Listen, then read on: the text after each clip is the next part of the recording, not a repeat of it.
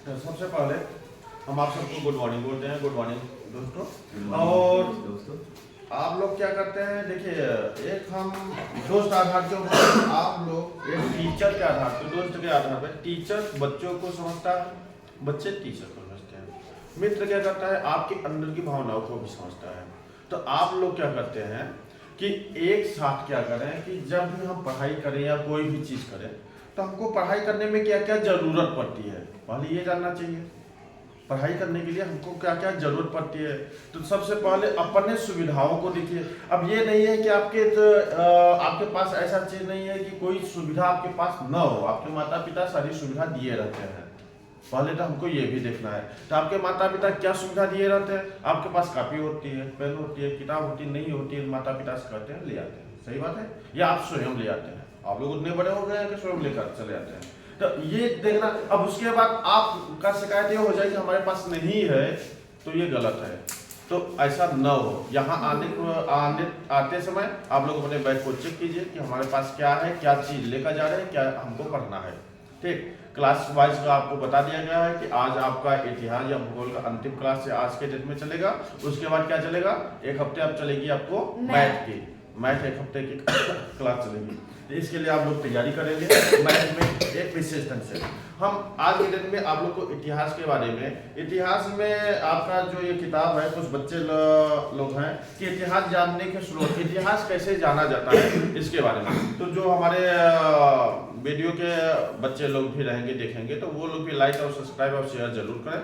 ठीक, आगे चल के हम देखते हैं इतिहास की तिथियां कैसे पड़ी, इतिहास जानने के स्रोत क्या हुए। इतिहास में इतिहास के बारे में हम जब एक लेसन आप लोग को पढ़ाए थे, शायद एक लेसन हम आप लोग को पढ़ा चुके हैं ना। तो एक लेसन जब हम पढ़ाए थे तो आप लोग को हम कुछ विशेष चीज बताए थे। उस विशेष चीज पे एक बार हम यहाँ प्रकाश डालते हैं। प्रकाश डालते हैं माने का ये नहीं है कि कोई बत्ती लेकर प्रकाश डाले। प्रकाश डालने का मतलब बताते हैं। ठीक है, प्रकाश डालते हैं, इसके बारे में हम आपको बताना की कोशिश करते हैं। इतिहास किसे कहते हैं, सबसे पहले यही जानना चाहिए। आप लोग को पता है, मालूम है इतिहास किसे कहते हैं। हाँ, बीते हुए समय को ही इतिहास कहा जाता है। इतिहास किसे कहते हैं, बीते हुए समय और उस समय के लोगों को समझने, बीते हुए समय और उस समय के लोगों को समझने और जानने का साधन इतिहास कहा जाता है। ठीक, तो इतिहास क्या है, आप लोग भी बोल सकते हैं। कोई ये नहीं है कि हम वैसा नहीं है कि सिर्फ हम ही बोलेंगे। आप लोग भी अगर डाउट होगा तो उसको बोलना होगा। ठीक है ना, डाउट के बारे में या कोई भी चीज़ है हम बुलाने की कोशिश करें तो उसको आप लोग आवाज़ कीजिए, बोलिए। ठीक, अब आपका ये चीज़ नहीं जाएगा तो आपको दंड भी मिलेगा, तो इसलिए आप सावधान रहें। तो अब क्या है, इतिहास किसे कहते हैं, बीते हुए समय तथा उस चीज को जानने के जो स्रोत होते हैं उसी को हम इतिहास कहते हैं। ठीक, अब आगे देखते हैं कि अतीत में कुछ ऐसा युग भी था, अतीत में कुछ ऐसा युग भी था जब लोग लिखना पढ़ना नहीं जानते थे। अतीत का मतलब पुराना समय, और ऐसा युग का मतलब ऐसे जो यहाँ इस समय लोग कहते हैं कि कलयुग चल रहा है। तो ऐसे युग माने सत्ययुग, द्वापर, त्रेता युग और इसके बाद कलयुग। तो ये सब कैसे हुआ, इनके बारे में हम आज आपको बताएंगे कि अतीत में कुछ ऐसा भी युग था जो जब लोग लिखना पढ़ना नहीं जानते थे। इन लोगों के जीवन के विषय में हमें जानकारी उनके द्वारा छोड़ी गई वस्तुओं से हुई। किससे हुई, उनके जो अतीत में लोग थे उनके द्वारा जो वस्तुएं छोड़ी गई थी, तो उनके उससे पता चला कि ऐसे लोग भी पहले थे। ठीक, जैसे अब कह सकते हैं मिट्टी के बर्तन, जैसे मिट्टी के बर्तन, खिलौने, हथियार तथा औजार द्वारा मिलती है। प्रायः वस्तुओं को पुरातत्ववेत्ता जमीन के अंदर से खोदकर प्राप्त करते हैं। पुरातत्ववेत्ता किसे कहते हैं, यह भी अभी आपको बताएंगे। हाँ, पुरातत्व किसे कहते हैं ये भी बताएंगे, लेकिन हम बता देते हैं जिससे आपको समझ में आ जाए।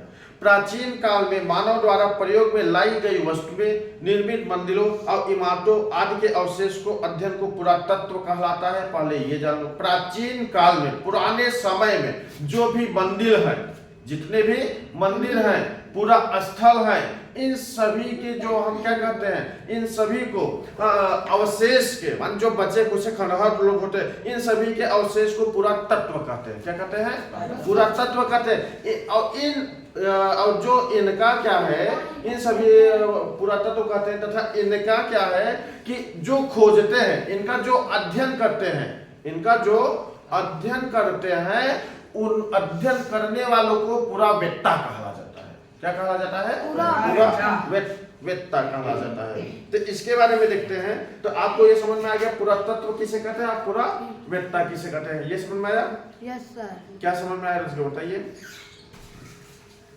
समझ में आया? नहीं तो नहीं समझ में आया तो उसको दूसरे तरीका से पूछ सकते हो। कोई ये नहीं है कि हाँ हर एक बात समझ में आए। तो क्या चीज है, इसके एक बार फिर से हम समझा देते हैं। पुरातत्व किसे कहते हैं, पहले ये जानते हैं। क्या लिखा है? पुरातत्व। पुरातत्व किसे कहते हैं? प्राचीन काल माने पुराने समय में मानव द्वारा प्रयोग में लाई गई वस्तुएं। हम लिख सकते हैं प्राचीन काल में। कौन से काल में? प्राचीन काल में। प्राचीन काल में मानव द्वारा प्रयोग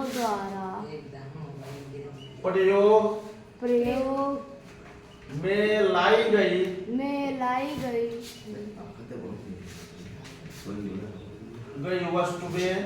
वस्तुएं।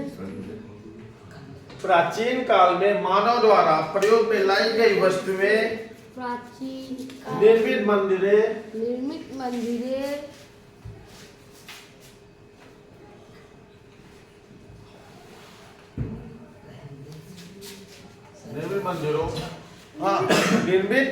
मंदिरों एवं इमारतों आदि का अवशेष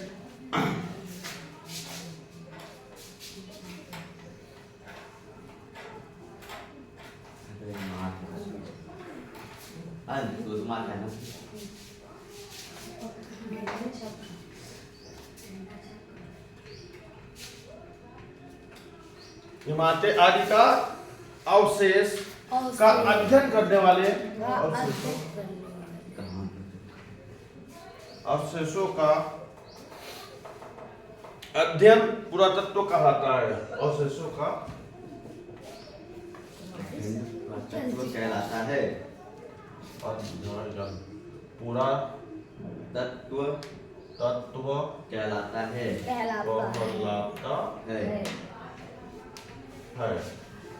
क्या आ गया, क्या लिखा है? एक बार आप पुरातत्व किसे कहते हैं? प्राचीन काल में मानव द्वारा प्रयोग में लाई गई वस्तुएं, निर्मित मंदिरों एवं इमारतों आदि का अवशेषों का अध्ययन पुरातत्व कहलाता है। ये होता है ना।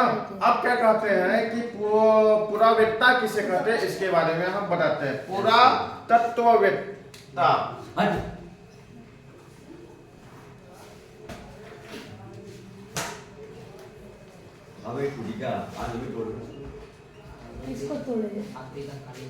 पुरातत्ववेत्ता किसे कहते हैं, इसके बारे में बताते हैं। तो क्या है, इनका अध्ययन करने वाले पुरावेत्ता कहलाते हैं। जो इन सब का अध्ययन करते हैं, जो इन सब का क्या करते हैं, अध्ययन करते हैं, करने वाले क्या कहलाते हैं? पुरावेत्ता कहलाते हैं। तो अब आपको पुरातत्व के बारे में पता चल गया कि प्राचीन काल में मानव द्वारा प्रयोग में लाई गई वस्तुएं, निर्मित मंदिरों एवं इमारतों आदि का अवशेषों का अध्ययन पुरातत्व कहलाता है। और इन सब के अध्ययन करने वाले को क्या कहलाता है? पुरावेत्ता कहलाता है। ठीक। अब प्राचीन काल में सामग्री के आधार पर, प्राचीन काल में सामग्री के आधार पर जो पुरातत्व है, इन कालों को 3 भागों में बांटा गया है। कितने कालों में? 3 भागों में बांटा गया। सामग्री के आधार पर, किसके आधार पे? सामग्री के आधार पर। पहला है पूर्व ऐतिहासिक काल या प्राक ऐतिहासिक काल। पूर्व ऐतिहासिक काल या प्राक ऐतिहासिक काल।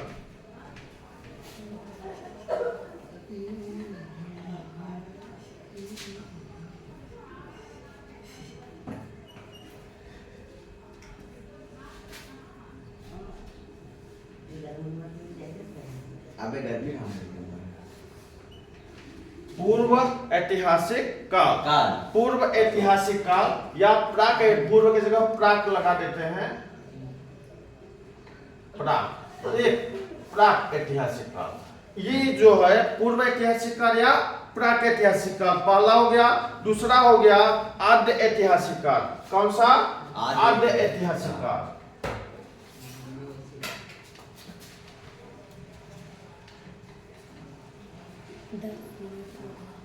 अबे 10 मिनट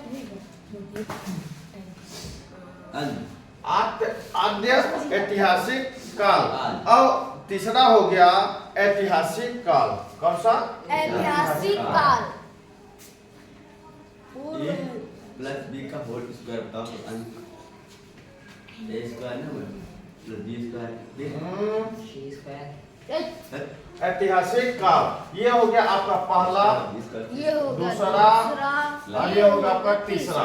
तो पूर्व ऐतिहासिक काल, आद्य ऐतिहासिक काल और ऐतिहासिक काल, ये जो तीन आपके हैं, यह कैसे हैं इनके बारे में हम बताते हैं। पूर्व ऐतिहासिक काल का मतलब क्या होता है? आपको पता होगा कि वह समय जिसके बारे में लिखने की या कोई प्रमाण उपलब्ध न हो, लिखित जानकारी न हो, वह समय जिसके बारे में लिखित जानकारी न हो, उसे हम कहते हैं पूर्व ऐतिहासिक काल। आद्य ऐतिहासिक काल जिसमें लिखित जानकारी तो हो लेकिन उसे पढ़ा ना जा सके, उसे कहते हैं आद्य ऐतिहासिक काल। ऐतिहासिक काल किसे कहते हैं? जिसमें लिखित जानकारी भी हो तथा उसे पढ़ा भी जा सके, उसे कहते हैं ऐतिहासिक काल। तो यह आपके पुराने समय के है, तो इसको हम कह सकते हैं पूर्व ऐतिहासिक काल किसे कहते हैं? पूर्व ऐतिहासिक वह समय जिसके लिए कोई भी लिखित सामग्री उपलब्ध न हो, उसे क्या कहते हैं? वह समय जिसके बारे में लिखित जानकारी न हो, उसे क्या कहते हैं? पूर्व ऐतिहासिक काल। क्या कहते हैं? पूर्व ऐतिहासिक काल या प्राक ऐतिहासिक काल। वह समय जिसके बारे में लिखित जानकारी हो लेकिन पढ़ा ना जा सके, उसे क्या कहते हैं?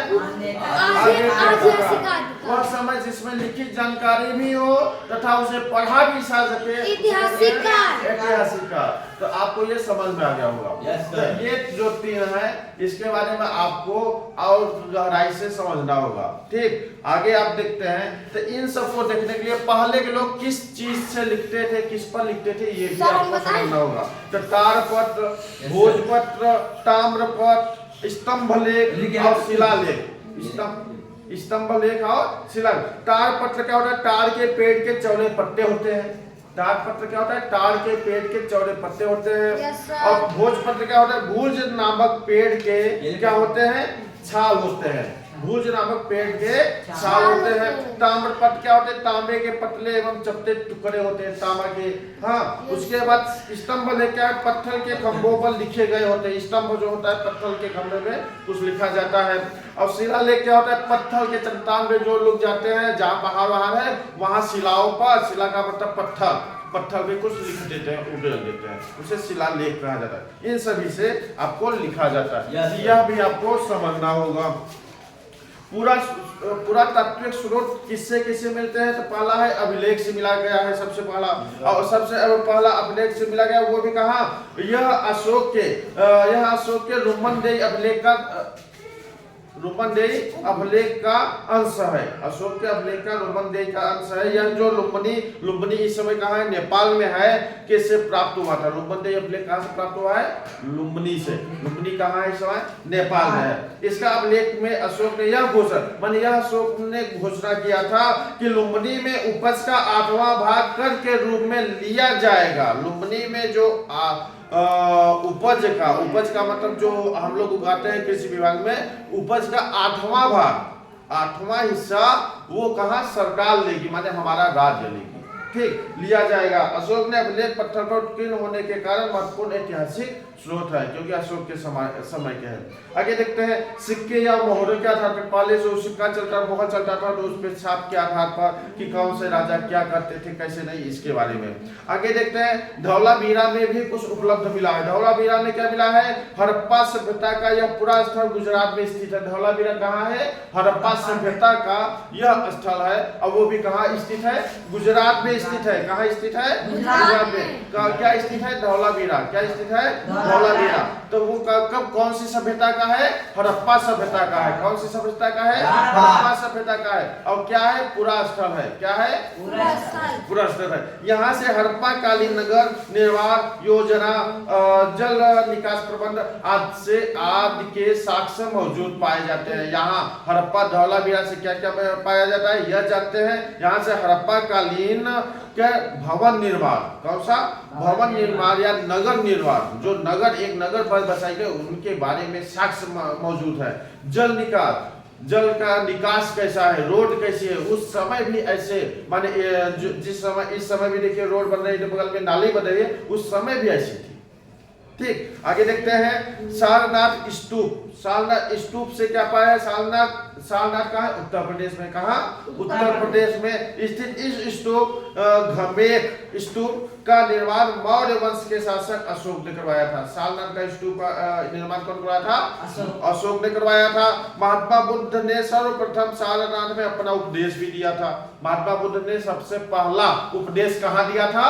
तो सारनाथ में दिया था। यह भी आप याद कर सकते हो। ठीक, आगे देखते हैं साहित्य स्रोत के आधार पे देखें तो वेद से हम क्या करते हैं? वैदिक कालीन विवरण के बारे में जानकारी मिलती है। वेद से क्या मिलती है? वैदिक कालीन विवरण की जानकारी मिलती है। रामायण एवं महाभारत से क्या मिलती है? रामायण कौन लिखा है? वाल्मीकि। महाभारत कौन लिखा है? वेद व्यास। महाभारत कौन लिखा है? वेद व्यास। तो रामायण एवं महाभारत से क्या लिखा गया है? महाकाव्यकालीन समाज के विषय में, महाकाव्यकालीन समाज के विषय में यह जानकारी यहाँ से मिलती है। जैन एवं बौद्ध साहित्य जातक कथा से क्या मिलती है? जैन एवं बौद्ध साहित्य के जातक कथा, कुछ कथाएं मौजूद है जैन और बौद्ध धर्म के, उससे क्या हमको मिलती है? इसमें छठी शताब्दी का, जो 6वीं शताब्दी का ईस्वी पूर्व राजनीतिक, सामाजिक एवं धार्मिक स्थिति के बारे में पता मिलती है कि राजनीतिक कैसा था उस समय, धर्म कौन कौन थे और सामाजिक स्थल कैसा था, यह हमको मिलती है 6वीं शताब्दी में। अब कौन से? जैन एवं बौद्ध धर्म की जातक कथाओं से प्राप्त होती है। और धर्मेंद्र साहित्य के बारे में, ये धार्मिक साहित्य थे। अब धर्मेंद्र साहित्य के बारे में आते हैं तो एक अर्थशास्त्र था। कौन लिखे हैं? कौटिल्य का मतलब चाणक्य जी लिखे हैं अर्थशास्त्र। क्या लिखे हैं? अर्थशास्त्र। इसमें क्या मिलता है? मौर्यकालीन समाज की राजनीतिक, सामाजिक एवं आर्थिक, धार्मिक आधार मिलता है। क्या मिलता है? मौर्यकालीन, मौर्य माने अशोक के समय में, चंद्रगुप्त मौर्य के समय का आधार इसमें इनकी किताबों में मिलती है। तो क्या चीज मिलती है? अर्थशास्त्र। कौन सी किताब में? अर्थशास्त्र। यह किताब कौन लिखे हैं? चाणक्य लिखे हैं। कौन लिखे हैं? चाणक्य। और चाणक्य का एक नाम कौटिल्य भी है। क्या नाम है? कौटिल्य भी है। तो मौर्यकालीन समाज की राजनीतिक, सामाजिक एवं आर्थिक एवं धार्मिक स्थिति के बारे में पता चलती है। राज तरंगनी ये लिखे हैं कल्हड़। कौन लिखे हैं? कल्हड़। कल्हड़ एक व्यक्ति थे, वो एक किताब लिखे हैं राज तरंगनी। इसमें क्या है? कश्मीर के 11वीं और 12वीं शताब्दी इतिहास का वर्णन मिलता है। 11वीं और 12वीं शताब्दी के इतिहास का विवरण किसमें मिलता है? राज तरंगनी में मिलता है। वो कौन लिखे हैं? कल्हड़ जी लिखे हैं। तो यह भी होता है। विदेशी यात्रियों के वृत्तांत, जो विदेश से आए थे भारत में, वो वृत्तांत अपने बारे में, माने यहाँ के बारे में किताब लिखे हैं, तो उसके बारे में जानते हैं। इंडिका नामक एक किताब लिखी गई है जो मेघ स्तनीज ने लिखा है। कौन लिखा है? मेघ स्तनीज ने लिखा है। उसमें क्या है? चंद्रगुप्त मौर्यकालीन समाज की झलक मिलती है। मेघ स्तनीज ने क्या, कौन सी किताब लिखी? इंडिका। और उसमें किसके बारे में लिखी? चंद्रगुप्त मौर्य के बारे में। किसके बारे में लिखे? चंद्रगुप्त मौर्य के बारे में लिखे। और वो कौन था? मेघ स्तनीज कौन था? यह पूछ सकते हो। तो यह यूनानी राजदूत था। क्या था? यूनानी राजदूत था। ठीक, यह भी आपको पता होगा। यात्रा विवरण को फोक्यूकी, यात्रा विवरण फोक्यूकी। अब फोक्यूकी से पता चल क्या होगा कि यह कौन से यात्री होंगे? चीनी यात्री हैं। ऐसी भाषा तो वही बोला जाता है चाय चू, जो नहीं होता है। तो फोक्यूकी, कौन सी? फोक्यूकी। फोक्यूकी का मतलब होता है यात्रा विवरण। फोक्यूकी का मतलब होता है यात्रा विवरण। वो कौन लिखा है? फाह्यान। कौन लिखे हैं? फाह्यान लिखे। और यह इनके बारे में कौन से, किसके काल का विवरण देते हैं? गुप्त काल का। किसके काल का? गुप्त काल के संबंधित विवरण यहाँ मिलती है फोक्यूकी में। हाँ, कौन लिखे हैं? फाह्यान लिखे हैं। हाँ, और उनका किताब का नाम है यात्रा विवरण। एक यात्रा विवरण और लिखा गया है सीयूकी। CUK लिखे है, स्वेड और स्टांग ने लिखा है, वे वेंगसांग इसका नाम दे सकते हैं, वेंगसांग ने लिखा है, वो भी चीनी यात्री थे। कौन थे? वेंगसांग चीनी यात्री थे। हर्षवर्धन के शासनकाल का विवरण मिलता है इसमें। किसके बारे में?